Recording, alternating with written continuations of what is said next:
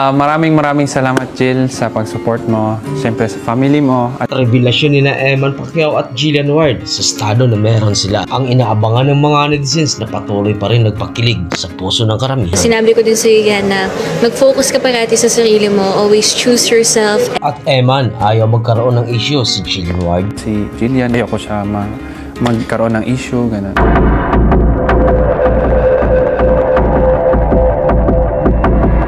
Papa you at Showbiz Top List. Ayun, stay humble and I'm praying for you and I support you.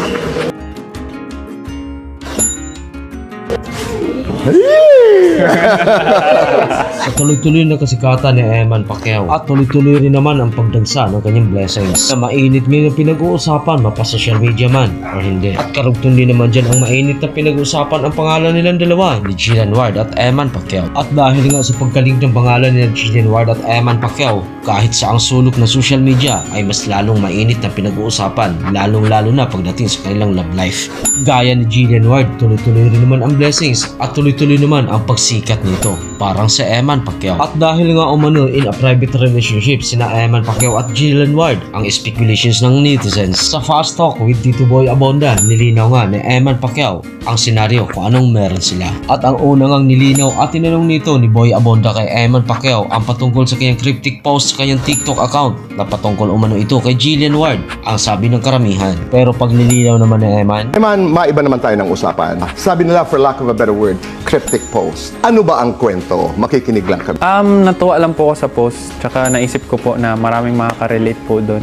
Siyempre, lalo na sa mga cousins mo, kung may cousin kang babae or kapatid kang babae. Parang you're just being protective. Parang ganun. sabi nga nila at tanong din ng karamihan, ramdam mo rin ba ang pagkailap ng mga sagot ni Eman Pacquiao patungkol sa kanila ni Jillian Ward? At sa isa pang issue na napansin ng karamihan, lalong-lalo na ang mga solid fans at mga bashers of course. Sa anong rason nga ba bakit tinanggal umano ang GW sa bio ni Eman Pacquiao sa kanyang TikTok account na pinaghihinalaan ng karamihan na ito'y Jillian Ward for short. Hindi po ako magbago, ganun pa rin po yung puso ko. At ang katotohanan sa pag-amin ni Eman Pacquiao na ikinatuwa naman ito ng karamihan. At bago natin ito ipagpatuloy, kung hindi ka pa nakasubscribe sa ating channel, i-click mo na ang ating subscribe icon at notification bell para updated ka sa lahat ng mga videos. Yung pagtanggal mo naman ng JW na may heart doon sa bio, what is this?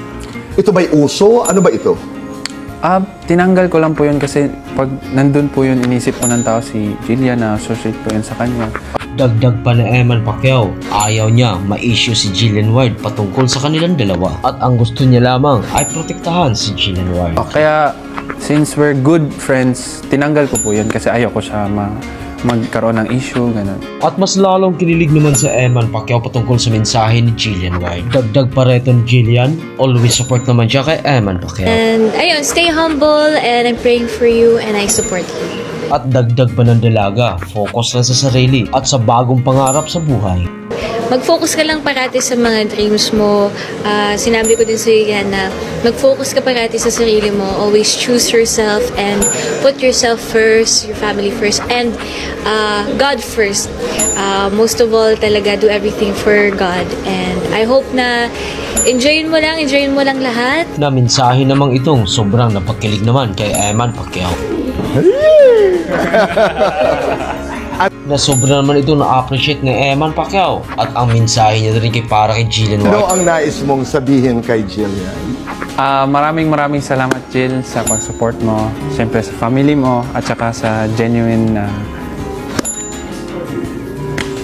At sa muli, sa update kung ano nga bang estado ng kanilang dalawa or ano nga bang estado sa kanilang dalawa or in a private relationship pa at masyadong mailap ang sagot ni Eman Pacquiao. Sabi nga niya rito, we are good friends. Hinahanap po si Jillian, naramdaman namin. Hindi totoo.